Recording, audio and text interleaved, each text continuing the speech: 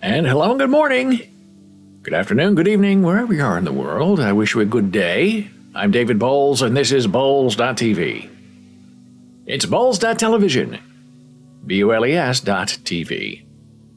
And we are found live, Monday through Friday, 9 a.m. Eastern. I'm just reminding myself to talk about two things that happened. Meow. So, the weather's breaking here on the East Coast. It's a little bit better, 71 degrees, partly cloudy skies, not really a day to lay out in the sun. By the pool, if you're into that kind of thing. There's nothing good for you under the sun. If you've noticed, the tag system has now been updated. Now, if I were doing the tag system, and I were Twitch, and I said, hey, on August 11, which was yesterday, you can now have 10 tags instead of 5. You can also make up your own tag, as everyone else in the world has been doing for the last 100 years, instead of using our predefined tags of 350. I would have enabled that feature on the 10th. And then when people on the 11th tried to use it on their stream, it would be there. However, it appears that they waited a day. So now it's active. So we have a whole bunch. So I typed a whole bunch of tags in. Safe space is always there. Digital art, usually there. Closed captions, yes, there. It was hard when we had open captions because that wasn't really the same thing. Invisible disability, always there. Ukraine, usually there. These are the new ones. Crime, that's new. NIL, no one will know what that means, but if you know what it means, it's very interesting. Name and likeness, where you're paying college kids to become professional sports stars at their home universities. Killers is another tag. That's going to be interesting. Where you have a killer teaching other killers how to kill. David Bowles, we were just testing it to see if it would work, or if it would reject it because it's the name of your host. It accepted it. And then the final test is Bowles TV as a tag, just to see if the system would accept it, or if it would say, no. That's the name of your channel. You can't make it a tag too. But it didn't, we did. So, yeah, it worked. So the other two things I just thought of, just to briefly mention, because it's really, in many ways, very boring. But this whole Trump saga about being raided and how the right are furious and upset and they're planting this and that and defund the FBI. We love the thin blue line, but not when the FBI is part of the line. I mean, it's just ridiculous. And of course, Trump saying, oh, of course, I would like to release. All the newscasters right away said, oh my goodness, we're going to get everything revealed to us at 3 p.m. today. And then they thought about it a little bit and said, wait a minute. He said the same exact thing when he was withholding his IRS tax reports during the Mueller investigation. He said he wanted to release it, but his lawyers wouldn't let him. Nah. See? Lawyers, yeah? So I'm suspicious that his lawyers will agree to the release of the information. Now, that doesn't mean the judge can't do it anyway. And he might, because he's been viciously attacked by Trump and his team. But, who knows? All they'll do, if it's anything negative, they'll say, well, it wasn't there when I stole the documents and put them in my basement.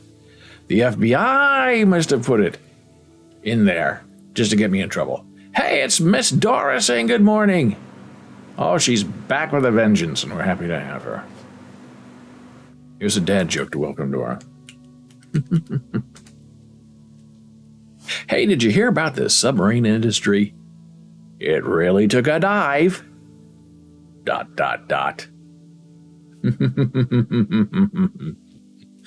Tell a dad joke whenever you like. It's not an indicator of boredom. It's an indicator of fun and well-being.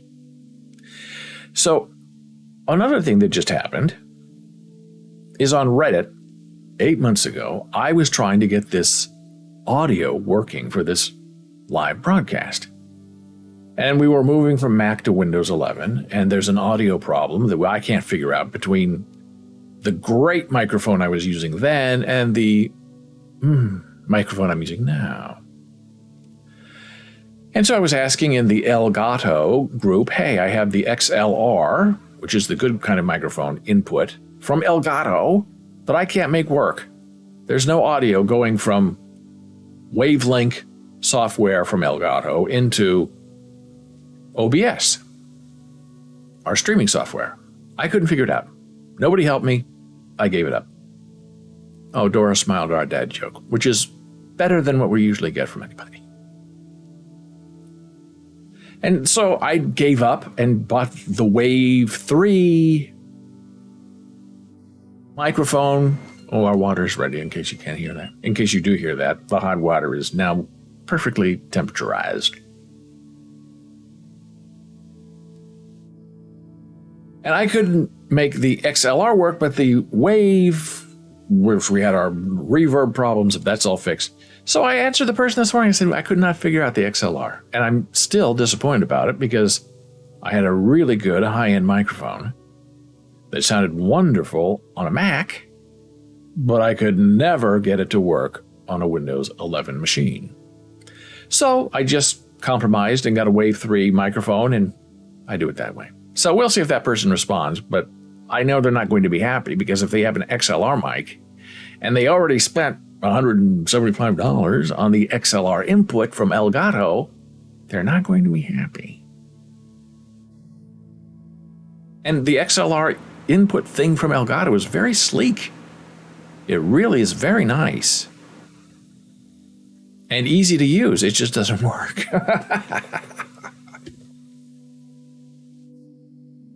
Also, the ticket tool thing that we use on our Discord server is in some trouble because people use that to send trouble reports or report things going on in your Discord server. It makes it very easy to respond to somebody privately and fix things in the server without having to go into private direct messages. But I guess Discord is now limiting the creation of new text channels per server to 500 per day. Now you would think, who is creating 500 text channels a day? More than that. Well, I guess Tickettool is. And in really busy server forums, I guess you would have more than 500 tickets created in a day. So they're trying to figure out what to do because what they do is when they create a new ticket, they create a whole new channel for that private channel going back and forth between helper and helpee. But now they say, well, do we just go to like private threads? Do we just reuse channels once they've been used? They're trying to figure it out. The deadline is August 18 for this rate limiting coming in. And I guess they finally made the decision that they're just going to reuse previously used channels they created. So I guess they'll, make 499 channels a day and then reuse those 499 channels for whatever is left of the day. It sounds very complicated to work out, but I guess that's what they're going to try to figure out. It's a little strange to me, but okay. So we have been sharing information from our friend Alexander in Ukraine, and we have a couple of very interesting images to share with you today. But we also have another friend, Igba, who is in Russia. And Igba sent me a beautiful sculpture that he created about a week ago. And this is a big test to see if he can send me something out of Russia to get here to United States de America in the state of New Jersey. He was told by the Russian Post, yes, we can do it. So he did. And I'm following this on the Russian Post app. And it's taken a long time to get out of Russia, which shocks me that it's even out of Russia. But today, officially, it is now out of Russia after being encircled by customs several times. The sculpture, which is this big, so it's not really a big sculpture, it's a tiny sculpture, is currently in Turkey. So this is going to be very interesting to see how this actually gets here. And it's supposed to be here in like 5 or 6 days. So from Russia to Turkey, right? Interesting. And then Turkey to where? I don't know. But it's going to be very interesting to track. So Igba, and it's so funny how all my friends and acquaintances, they all choose different paths and avenues to speak to me. Some only speak to me on Facebook. Some speak to me on Twitter publicly. Some speak to me privately in DMs on Twitter. Some speak to me on the Discord server in public. Some people speak to me privately on the Discord server. So I have to figure out who's contacting me where and what we're going to be doing about it.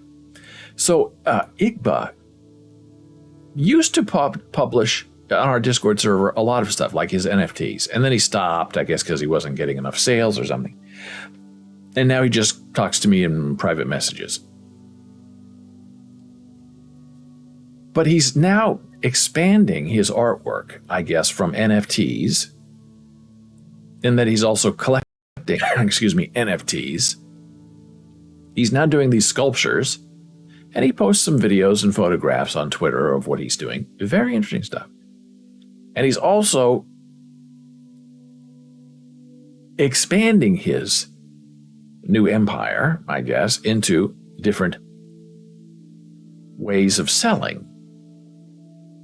So we had this brief conversation yesterday. I said, I would like to share this on the live stream tomorrow. And he said, okay. So this is how our conversation began. Because I invited him to share videos and images like Alexander does. And this doesn't have to be war related. This can be art related because he has interesting things to share. So I made him the same offer I made Alexander. I'll create a private folder for you on our Vimeo video account. Because someplace like YouTube, not really, in my opinion, fully trustworthy. There are political influences going on, things are taken down.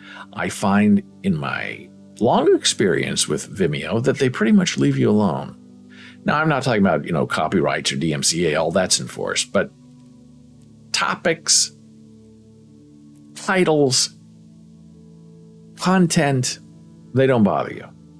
They think you're a business, it's your business, we're leaving you alone, which I appreciate a lot. So I said, I'll create this folder for you, and you can upload your art videos if you want to, and you can share them yourself. I can share them on social media and on the live stream. And he said, okay. So he gave me his email address, which is required to set up his account, and he couldn't set up the account, which is very weird. Because Alexander, 1 second, uploaded all of his videos 5 minutes later.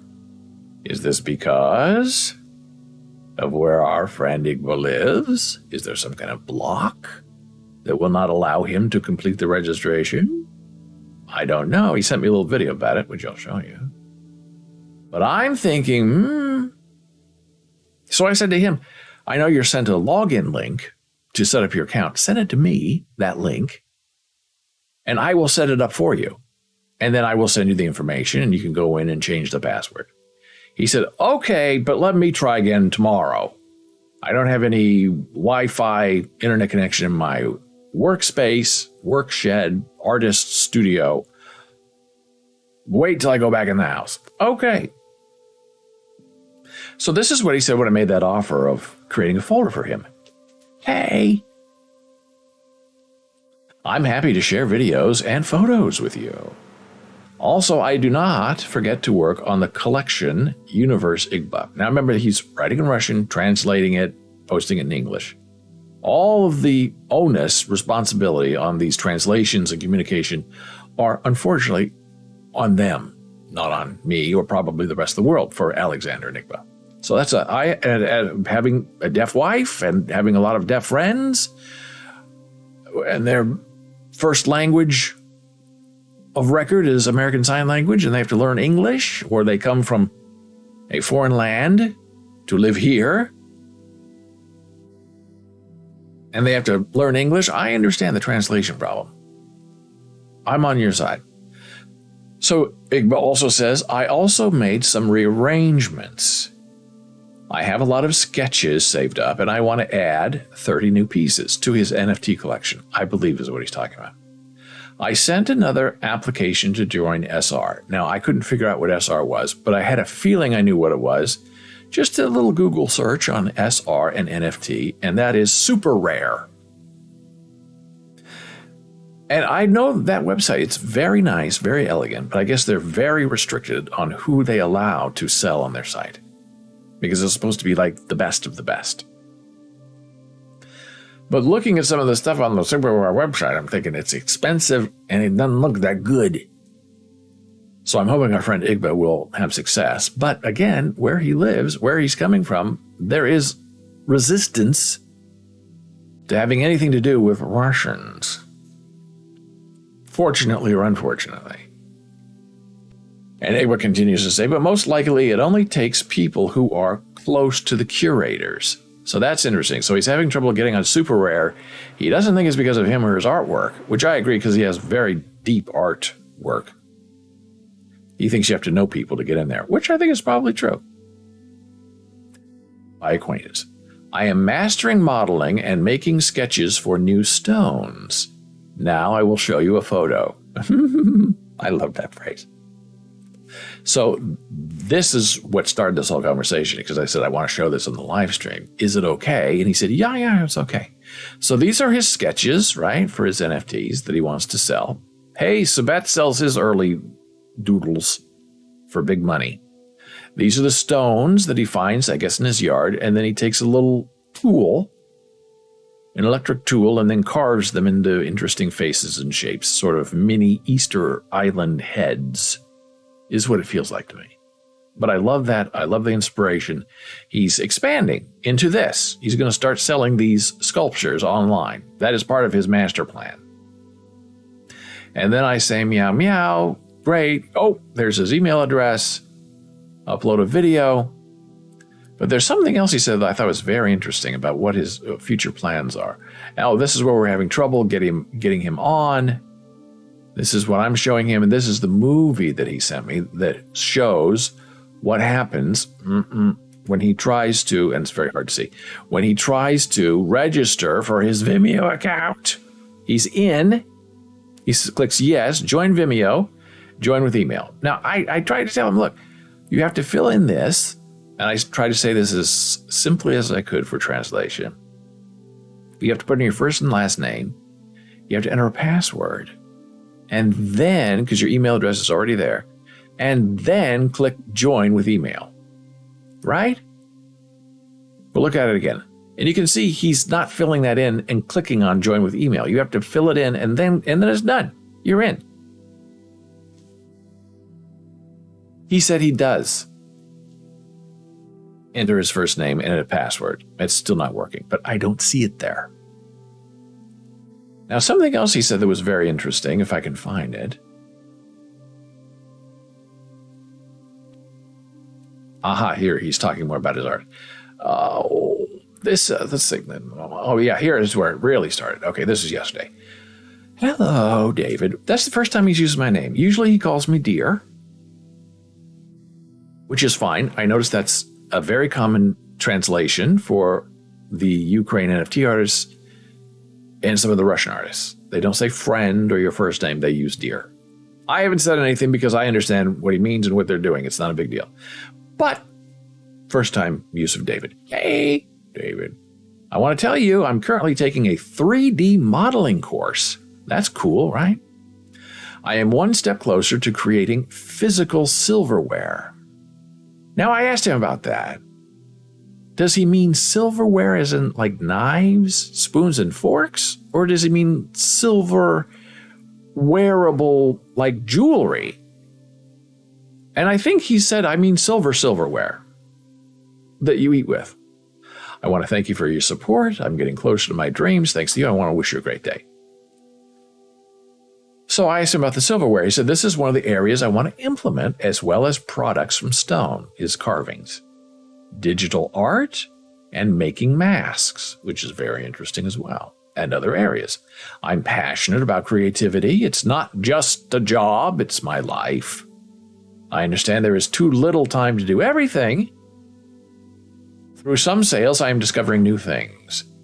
And by the way, the silver will be a collection of NFT and physical objects. So I think he does not necessarily mean silverware. I think he means things made of silver. I'm going to maybe ask him about that again, because I'm curious where that's getting lost in the translation. What's he typing in, and why is the English saying silverware? But it takes time. I hope there will be no unforeseen circumstances. Yeah, we know what that means, right? So that is our update so far from Igba.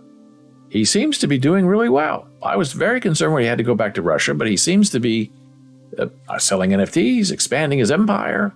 Doesn't seem to be in a big rush to leave Russia. So maybe things are getting better. We can only hope. Because it's been a rough road for all of Ukraine and for some people in Russia who do not agree with impinging on the sovereignty of another country. And now we're taking our very first blood pressure break, returning in a moment.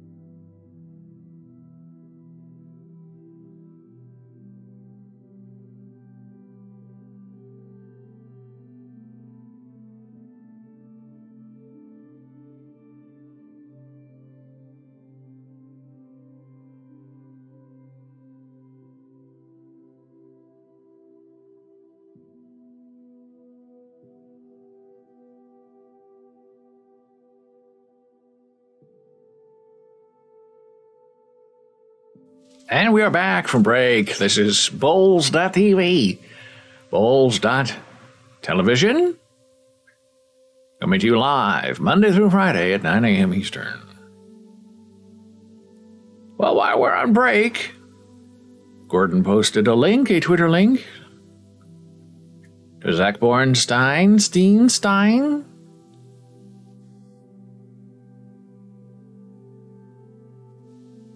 Take a look at it.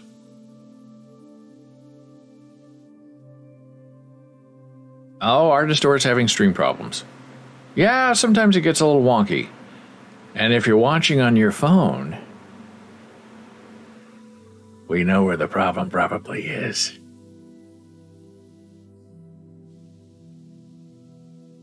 Your phone's been dying for 6 months.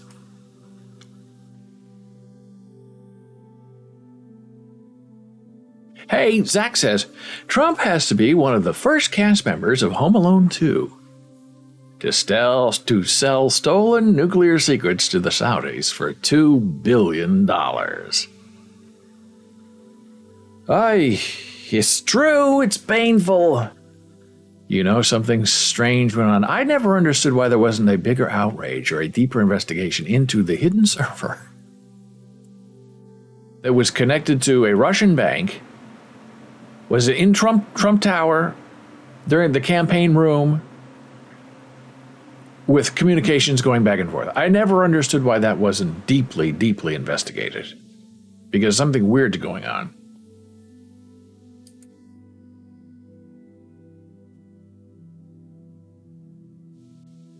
This is so badass. The FBI agents who raided Mar-a-Lago wouldn't even have clearance to look at those if they could carry them out. It's very true. But will we find out today at 3 o'clock?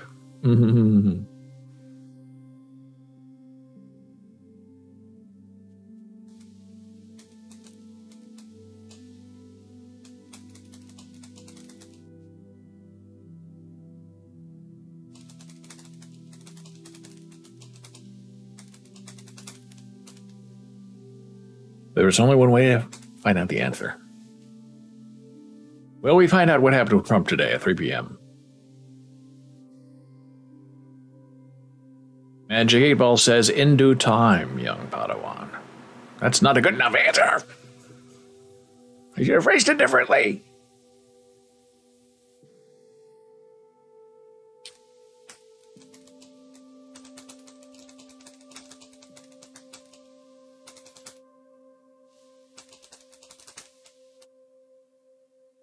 Will we see the warrant today at any time? Magic 8 Ball says, forget about it. Exactly. That is the answer. Not gonna happen.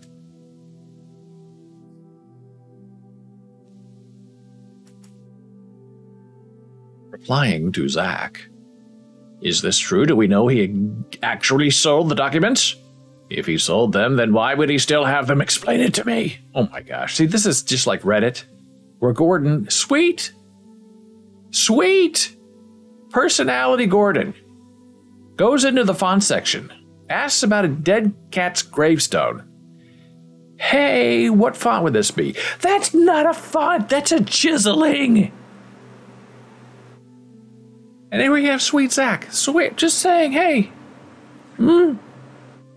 $2 billion for what? Well, look what we have in the basement. Unlocked. Well, explain it to me. I mean, you just want to scream at these people because all they're doing is being jerks. Trump gets raided by FBI a couple of weeks ago after hosting a Saudi-sponsored, that's interesting, golf live tournament at Mar-a-Lago. Golf tournaments in the United States have not had Saudi sponsorships in years due to human rights violations and the murder of Mr. Khashoggi. It's hard not to fit pieces of a puzzle together. He replies to that, you sure about that? Ugh. Some of these people just make me crazy. Yeah, but Catherine O'Hara was smuggling satellite tech over the border on the daily. I'm waiting for the Macaulay Culkin joke to pop up. If this gets 10,000 retweets, I'll reveal who else the Home Alone 2 cast has sold stolen nuclear secrets to the Saudis. My grandfather was a cast member of Home Alone 2, and I have 99% certain he didn't sell services to anyone. Okay, nobody cares about you and your grandfather. Oh, here we go. Macaulay Culkin, not spell his name right, sold the Kentucky Fried Chicken recipe to Canadians for $127 million. And now you got to put a nuclear joke in there about nuclear diarrhea or nuclear farting or something. Tim Curry sold one of his used suit jackets to someone on eBay for a reasonable price. The joke is there, but you didn't make the joke. Surprisingly, Trump is not the first cast member of 1994's The Little Rascals remake to sell nuclear secrets to the Saudis. Not going to say who it was. You'll have to figure that one out for yourself. Okay, that's not funny either. See, that's the problem. You have a funny guy making a joke, and then everybody tries to one-up the professional comedian guy. Because he is a pro. Here he is. This is who Zach is. Emmy losing. Writer, director, NBC, Saturday Night Live, Netflix, Hulu, Jimmy Kimmel Live, Strange Planet, Adventure Beast, Comedy Central, New Yorker. Yo. So it's hard to try to go knuckle to knuckle with Zach because he's funnier than you are. But that doesn't stop people from trying.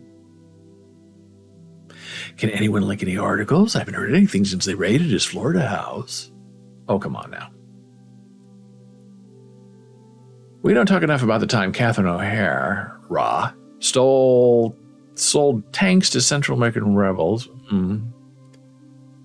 Okay, fun, cute. Big trouble. Will we find out? The 8 Ball says no. So now here's a little conversation we had yesterday with our friend Alexander Grushansky. And we shared his video. And this is one reason why I encourage the guys, Alex and Igba, to put their videos in our Vimeo account. Not because we're making money off of it. We don't. It actually costs us money. But when you just upload video to Facebook or to Twitter, you can't get it back out again. You can't really download it, especially on Twitter. And sharing videos on other social media platforms, it doesn't really want to play because it sends you to the social media platform. But on Vimeo, when I set it up right, play anywhere, then they can take it and use the link and post it wherever they want to post it, and it will play. So this is the thing we watched yesterday, driving down the road and seeing all the mass destruction on the other side. So Alexander, who is a super follower, by the way. What is a super follower? Ooh. A super follower, when you super follow your favorite Twitter creators, they get bonus content. And they earn a little bit of money. No cape required. Oh, Dora's leaving. I need to go. Work calls. Have a great weekend. Okay, bye. So here is Alexander's reply to his own video, really. And he said, our heroes. And this is a photograph of our friend Alexander. And usually he covers the faces of the frontline soldiers. But I have a feeling this may not be that situation. Even though they're dressed in camo, I don't think these are the frontline soldiers. These are the people who are maybe helping prepare to send stuff to the front line. Only because 1, 2, I think almost 3 are wearing flip-flops, sandals. He's wearing boots, and I believe Alexander is wearing boots. Everybody else is slippers, which is fine, but not really battle gear.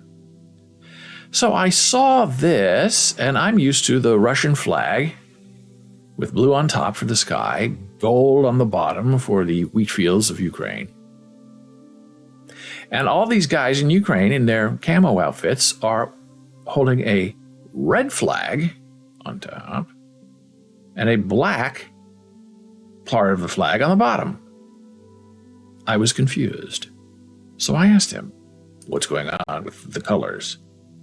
And Alexander replies, Since the time of the Cossacks, my country had two flags, a black and red battle flag.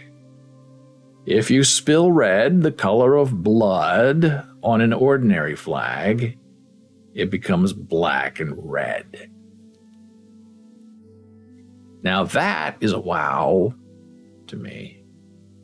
Wow.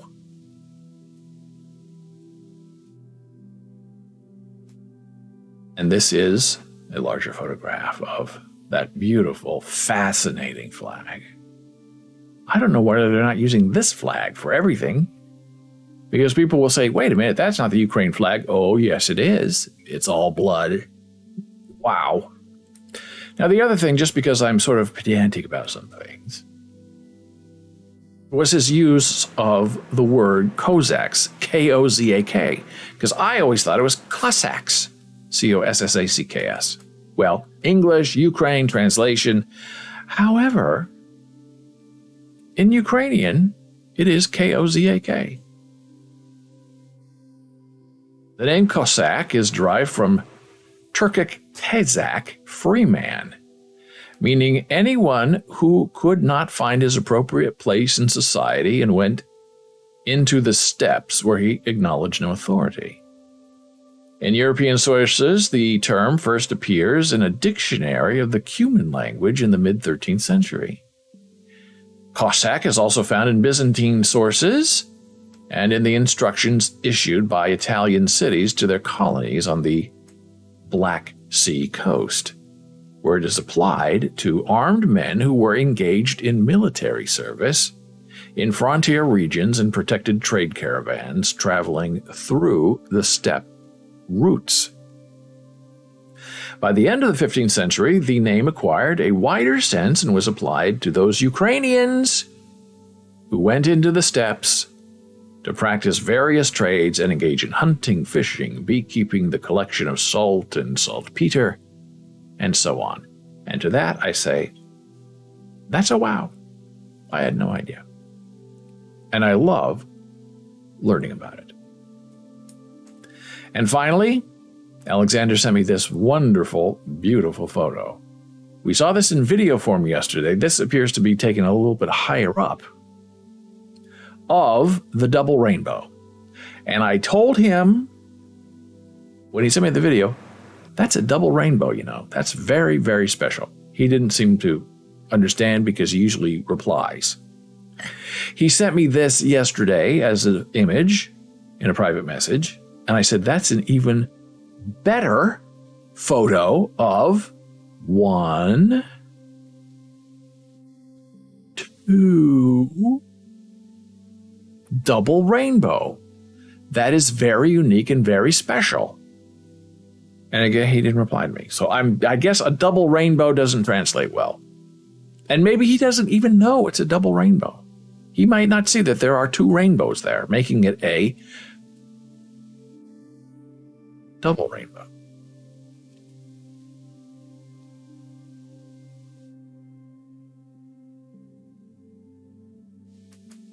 And now, in other news,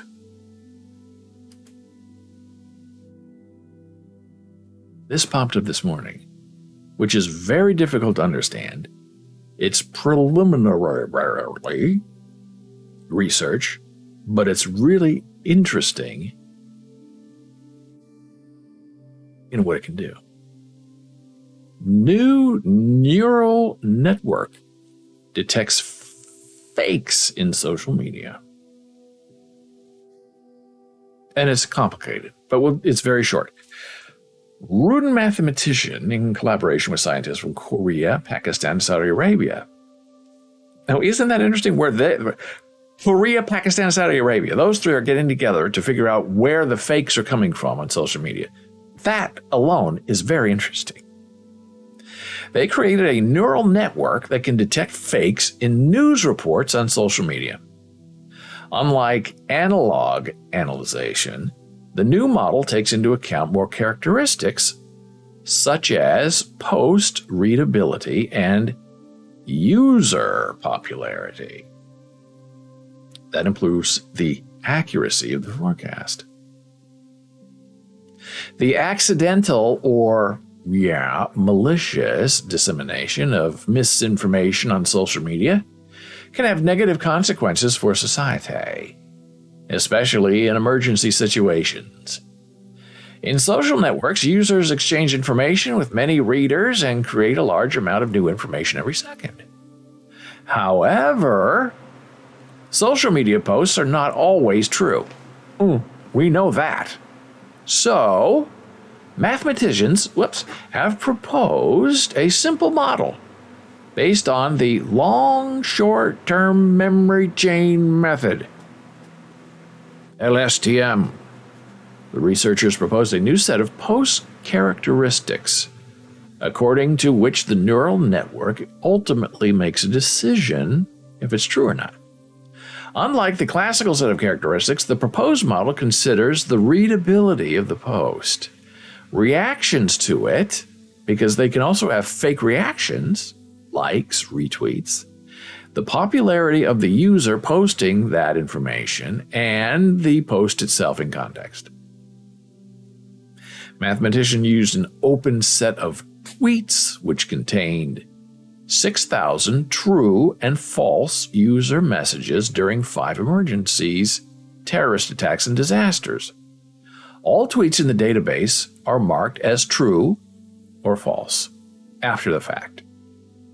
With the help of the new model, the mathematicians managed to increase the accuracy of detecting fakes to 76%, compared to 61% for the best existing algorithm at the moment. For truthful tweets, the accuracy is even higher, 87% versus 82% for the existing algorithm. So that is all very good news for those of us who try to care about the truth and who want to know exactly what's going on in the world around us. And there are people out there trying to fake us out. The deep state, as they say, in Russia, very active on putting out misinformation. And we know they are dying to get their person back in the presidency because they already sort of own him in total. And some of the rumors you're reading on the internet, which I would like to know if they're true or not, are saying, well, Trump took all those documents because the Russians wanted him to. So that is going to be a very interesting thing to try to figure out, is who is doing what and where, why, and how are they bothering us when we don't want to be bothered. Whoops. What am I doing here? I'm messing with stuff. Maybe that's a little bit better. Or leave it alone. So now, as I'm distracted, we're taking our next blood pressure break, returning in a moment.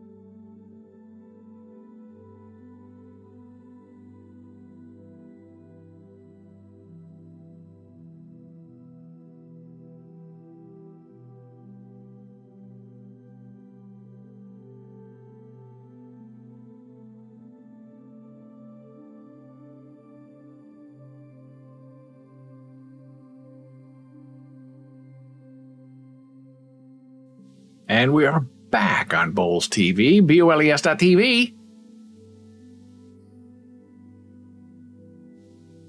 Monday through Friday, 9 a.m. Eastern. Well, I'm thinking about, I just typed in a exclamation point command, and it brought up Streamlabs, which you don't use anymore. So merch on Streamlabs brings up a weird thing. So I changed it to something on the MooBot. Is it buy? Now I have to know. Yes. Don't use merch. Streamlabs comes in, and it doesn't make any sense with what they're doing. But it worked, so that's good. Well, the person on Reddit replied to me and said, well, I read somewhere else that if you uninstall and reinstall all the software, then the XLR version of Elgato works in OBS. And I just did, and it did, and it did. Okay, then why are you asking me? Good for you, young Padawan. It did not work for me. So many times in this live stream, we've talked about name and likeness and how it's ruining all of college sport. Male, female, dogs, cats, everybody living together. It's all ruined by this name and likeness thing. And name and likeness is a very complicated thing where student athletes now have the right to want to be paid, excuse me, getting hot boxed by our neighbors, to play usually football. And now these student athletes, you can only usually change schools once every 4 years, but next year you can change to a new school every year, which means that the richest football, let's say, programs are going to have the most name and likeness money available to go out there and to go to other schools and find a way to not break any rules, but to say, hey, you're getting $1 million to play for Ohio State. We'll give you $2 million to come and play for USC. That's really what's going on.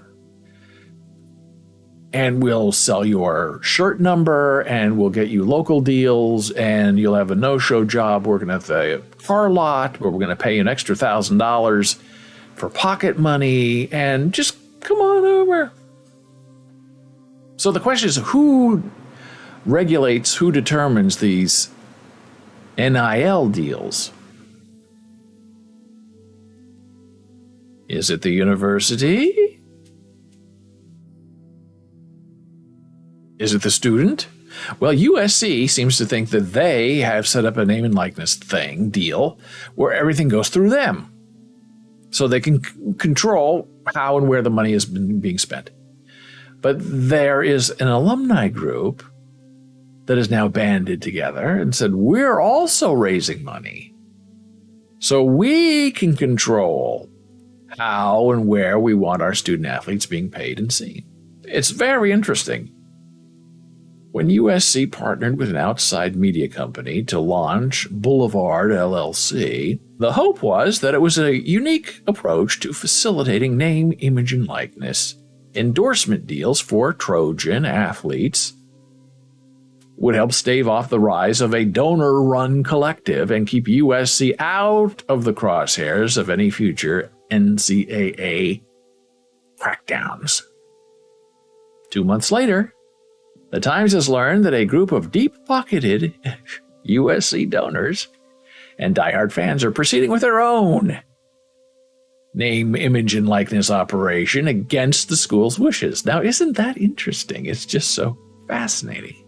If you have money you want to donate so we can have the best, we can bribe the best student athletes to come and play for the University of Southern California, donate the money to the school, and we'll take care of it. And these donors say, no. I want to control who I want to come and play for the University of Southern California. The group plans to soon launch Student Body Right, a third-party collective they say is essential for USC to properly compete with other top schools that feature collectives. They're hardly alone among Trojan football fans, especially those frustrated by Boulevard. Now, the University of Nebraska also has a problem because it's a very small state. They have a few big pocket donors, but they don't have a lot of reasons for people to come and go to school there and play. Now, University of Southern California is in the middle of Southern California, Los Angeles. Beautiful weather, cars, entertainment center. You want to be a movie star. Come play for USC, we'll make you into a star. Nebraska, it used to be, when Tom Osborne was the head coach, a religious thing. You come and play for Dr. Tom, who has an EDD degree. Maybe it's a PhD, I don't know. And Dr. Tom, cunningly, would go to the parents of the student athletes in the 70s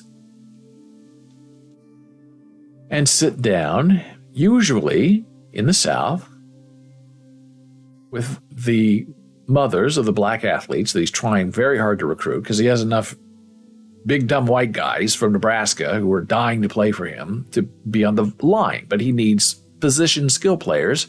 And at that time, most of them in the South were black players. And he would go and sit down with their mothers, and he would pray with them, and he would invoke God and Christianity. And he'd say, I will take care of your son. I am a God-fearing Christian. I will watch out for him. I will take care of him. We will pray together. So Tom Osborne didn't recruit the student athlete. He recruited the student athlete's mother. And he would say, if you send your son to him, to me, in Lincoln, Nebraska, I will watch out for him. I will take care of him. I'll make sure he goes to church. I'll make sure that he does all of his studies and he graduates. This is a promise I make to you. And it worked. These mothers sent their kids off to Tom Osborne, who kept his word. He took care of them. He was a very religious, devout man. And he had several winning championship seasons. Now, that doesn't work today. It's a different world. We have social media. We have disjointed families. We have student athletes who care about their mothers, but their mother says, you're going to Nebraska to play for Dr. Tom because he's a God-fearing man. That doesn't really seem to cut the same way anymore. Now it's all about, you go play for USC and bring home $1 million to your mother. That's how this has all changed. So Nebraska really, I don't know how they can really ever become a top-tier team again because they don't have any money to compete with Ohio State or Michigan or USC or even UCLA. They have Big Ten money, but I don't think they can use that for name, image, and likeness. So what? Nebraska's going to be middle of the pack team for the rest of its existence? Not acceptable to the state of Nebraska. But what are you going to do? You got to have the players. And a coach is not enough today to bring in players. You have to have a lot of money. Details regarding how payments will be distributed to players have yet to be finalized.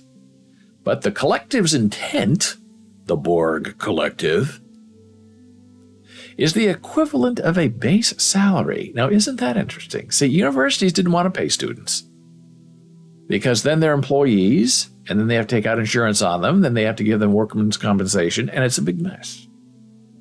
So that's why they said, well, let's do this NIL thing, name, image, and likeness.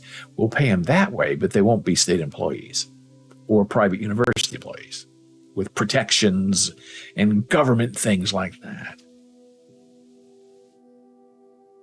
By the equivalent of a base salary for every member of USC's football team who is typically eligible. To receive those payments, players would perform community service. and take part in charitable work with local organizations. Right. Student Body Right is not the first outside NIL outfit to apply for such status. Several collectives, the Borg collectives, including those at Texas Tech, Notre Dame, and Arizona, have either sought or already received the same 501c3 status, even as some experts warn it could invite an audit. Should either the IRS or state governments decide to take a closer look to whether the collectives exist for charitable purposes. They don't, and nobody's going to care. Earlier this year, USC worked with Stay Doubted to create Boulevard LLC, an agency media company that provides NIL services to all USC student athletes. USC is not aware of a formal donor-created name, image, and likeness collective. We ask any donors, right, who would like to support USC's athletes through name, image, and likeness to please work with Boulevard so that all activities are conducted in compliance with state laws and NCAA rules. Yeah, not going to happen. Good luck with that. And USC could be held responsible by the NCAA for any breach of these rules. But the collective says we stand alone. We have no affiliations or ties to the university. The NCAA cannot go back at the university as long as we're in compliance and stay within the guidelines of the NCAA. There's no blowback from us or the university. The NCAA just wants to control us. Boulevard hosted 2 Zoom meetings last month outlining the organization's goals. One slide of their presentation, which was viewed by the Los Angeles Times, shows that Boulevard set a fundraising goal of $75 million during the next 5 years, amounting to $15 million per year. But the presentations also raised concerns from some donors about where their money would be allocated. As explained during the meeting, only 50% of any given donation would be allocated where the donor chose, while the other 50% would be set aside in the general fund to be allocated however Boulevard saw fit.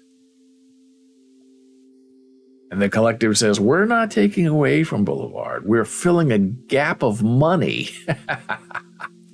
that they weren't going to get anyway. So you're going to have double payments to these students, one coming from USC and one coming from the collective. And they're going to try to blame USC for this. New USC coach Lincoln Riley echoed that positive outlook at a Pac-12 Media Day when asked about Boulevard's launch. I took this job feeling like we'd have advantages in the name, image, and likeness space over any team in the country. And I know that now. I know Boulevard is still a little bit in its infant stages, the coach said. And I think it's going to turn out to be a huge part of USC athletics and USC football. It's something that has my complete support, our staff's complete support. I would encourage every single Trojan fan out there to get involved because it will make a difference. And it's all about winning national championships. It's all about pride. And I just sit back here and think, I thought student athletes were supposed to be students first. That's what they've always said. But they also, for many years, have sacrificed their health, their bodies, their minds to winning for a football or other athletic program. And their compensation was room, board, and, a training table. Now they want more. So the rich will get richer, while the smaller, poorer schools will probably have to drop a lot of their athletic programs because they cannot compete at that level. But I guess they could say, a star player is never going to go play for a small team anyway, so maybe it doesn't make any difference.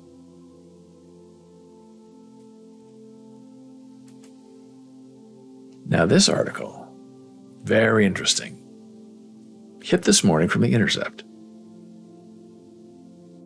A killer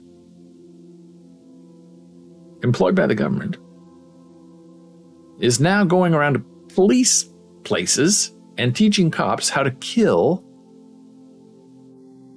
citizens more effectively. A pardoned war criminal. And Donald Trump is the one who did the pardoning. Should a military veteran who has been reliably accused of war crimes and who admitted that he killed a prisoner be invited to train police officers on how to do their jobs? The police department in Tallahassee, Florida, found a surprising answer to that question. Retired Navy SEAL Eddie Gallagher, accused by his fellow operators of intentionally shooting civilians and murdering a prisoner in Iraq, shared a photo and a video on Instagram last week in which he described working with Tallahassee police officers in close quarters combat and other lethal skills. After Gallagher's picture was spotted and shared by journalist Wesley Morgan, the Tallahassee Police Department stumbled forward with a believe it or not statement that its officers were merely practicing at a private facility owned by the company. Gallagher, imprisoned before his court-martial in 2019, is a free man because a military jury controversially declared him not guilty of premeditated murder, and his conviction on one minor count of posing in a picture with a dead prisoner was overturned when former President Donald Trump granted him clemency.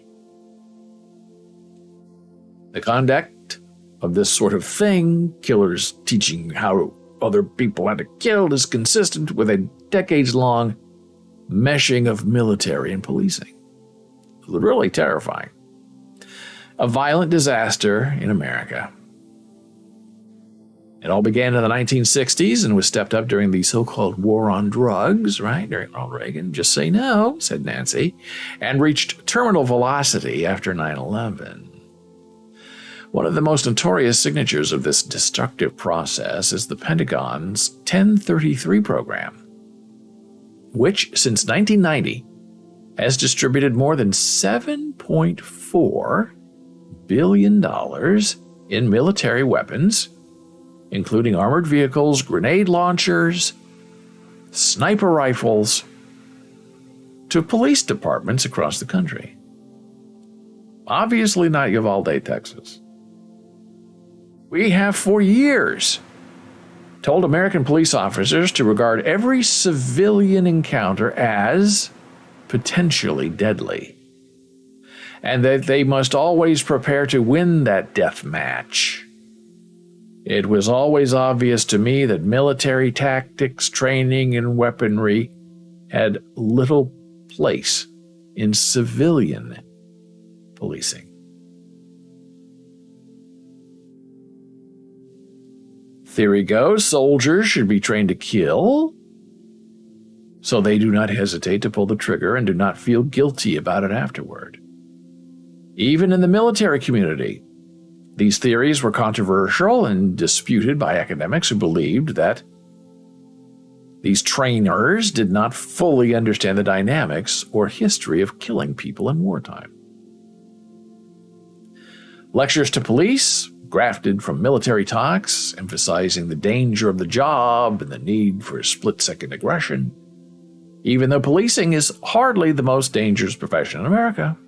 Loggers, roofers, farmers, and sanitation engineers have higher on-the-job fatalities than police officers.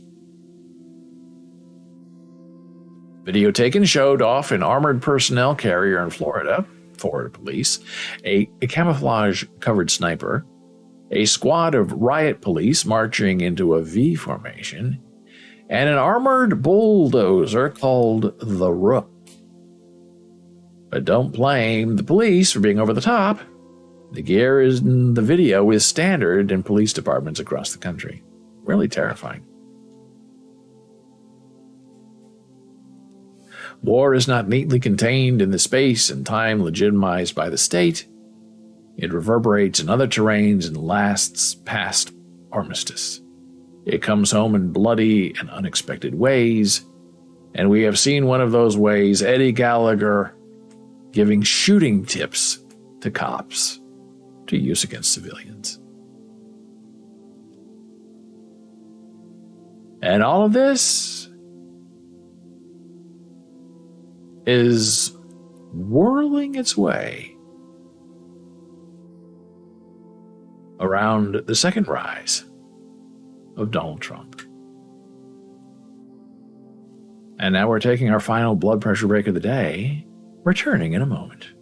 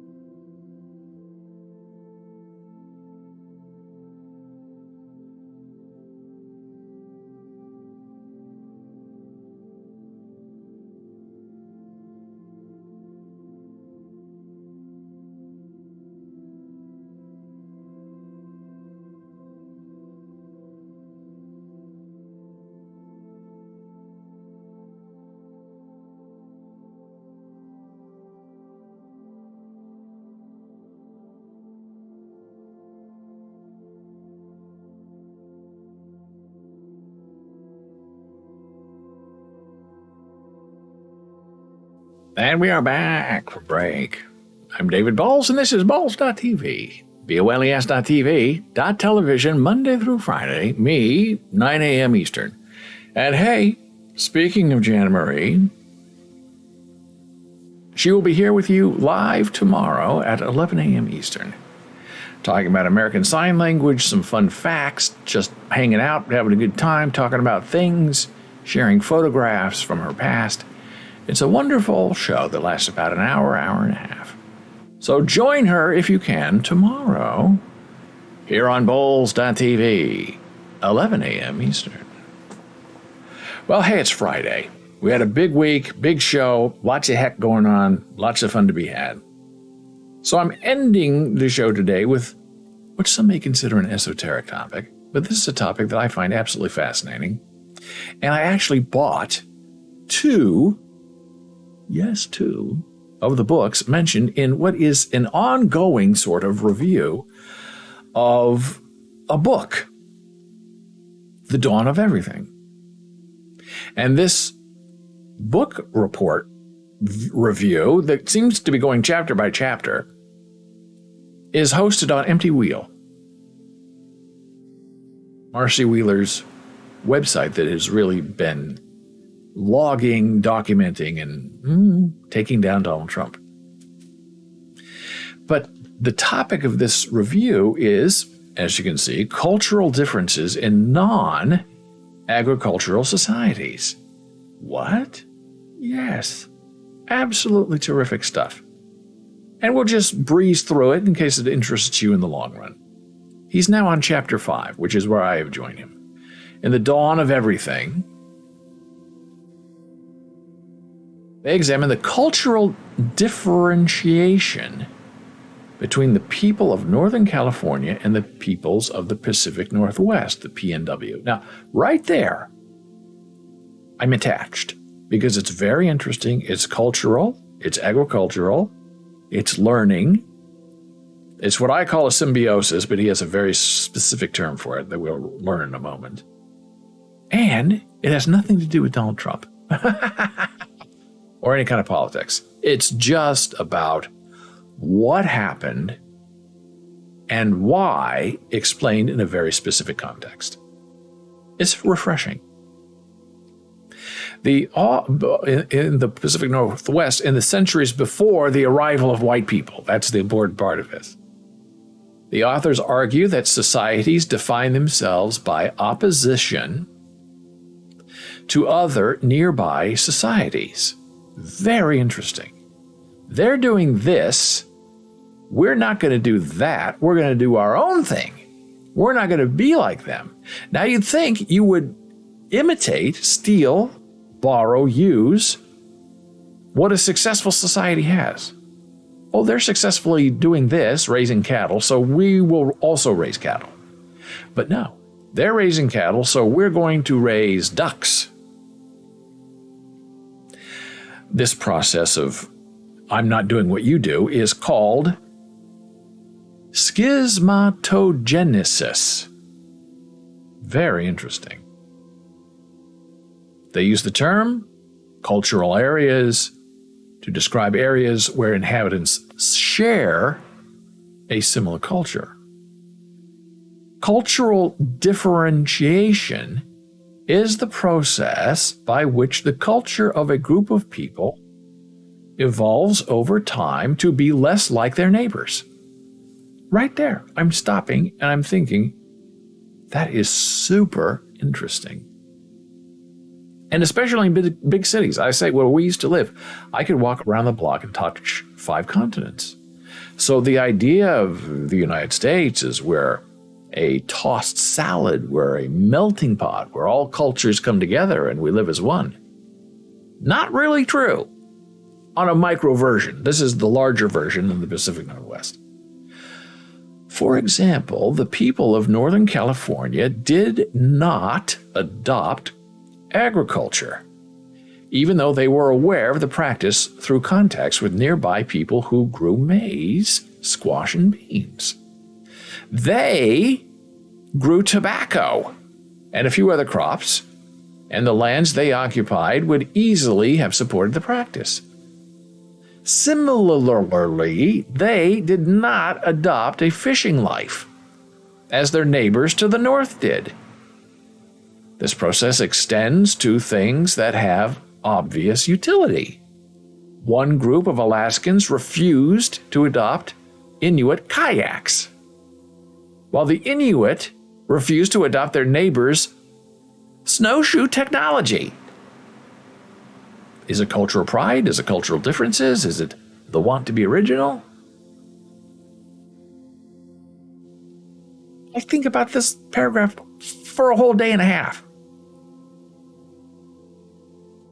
The dividing line between Northern Californians and the Pacific Northwest is approximately at the Klamath River, which flows from southern Oregon through Northern California out to the Pacific.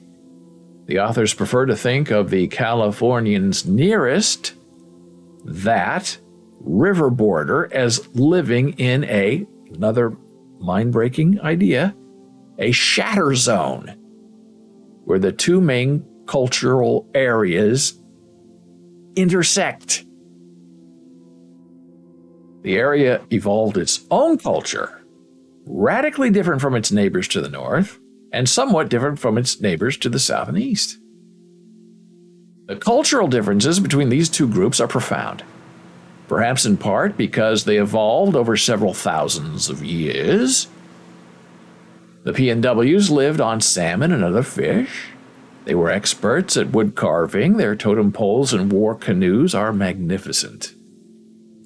They were boastful and status hungry. The staple foods of Northern Californians were tree products, nuts, and acorns. They were hardworking, self-reliant, and abstemious. They were obsessed with money.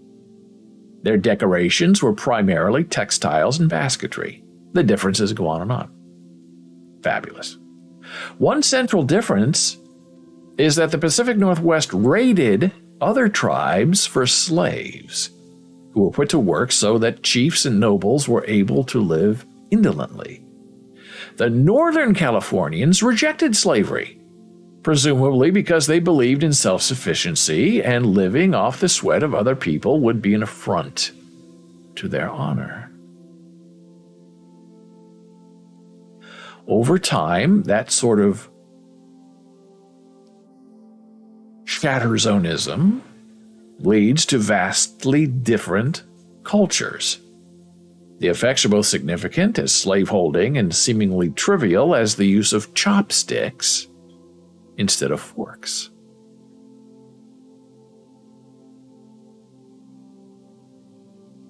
It does seem that people want to find markers to distinguish themselves from other people and at the same time connect themselves to their group more tightly. This is plausible explanation for the Alaskan groups who refused to adopt kayaks and snowshoes despite their utility.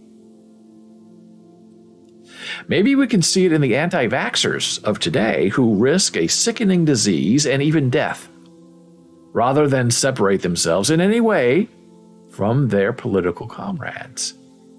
The need for connection overwhelms the rational consideration of the evidence. Maybe we also see this cultural conflict, shatter zones, in the Protestant Reformation.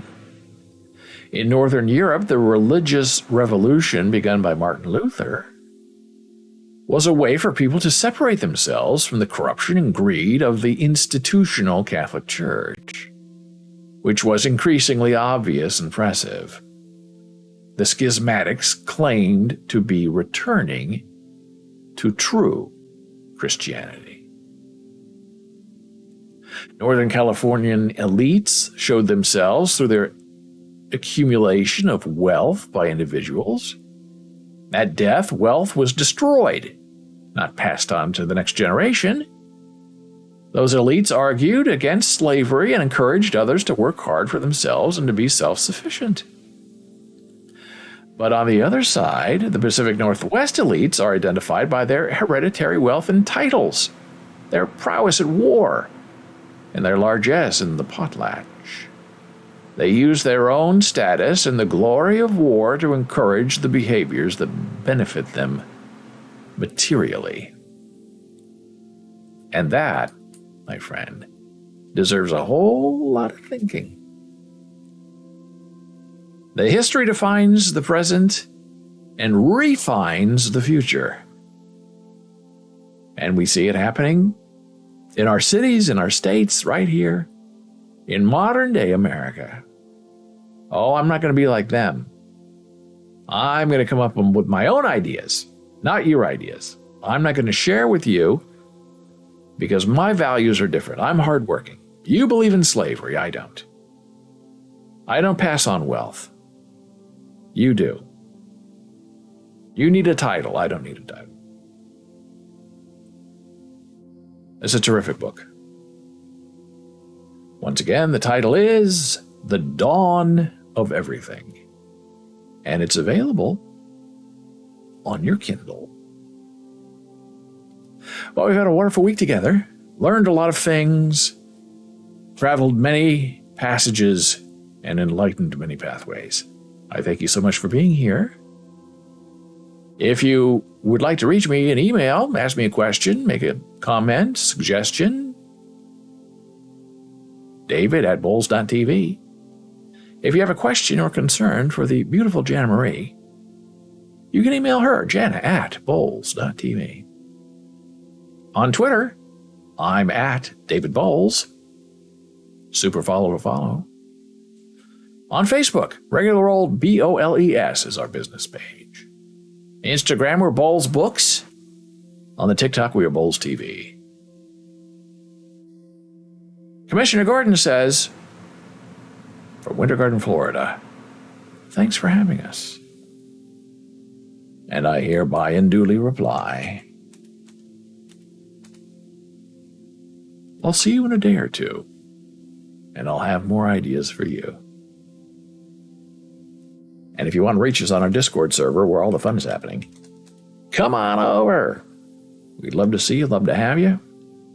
See what's going to happen with Ticket Tool and their 500 text channel a day creation problem that they have to solve. I hope they do it, but who knows? So until the next time, I'll see you again soon. May you wake up feeling refreshed and delightful. I hope you have a wonderful nap. And when ye shall awaken, may your soul be filled with joy and links to the human condition that'll help you figure out and think about important things in your life. I appreciate you being here. I'll see you again soon.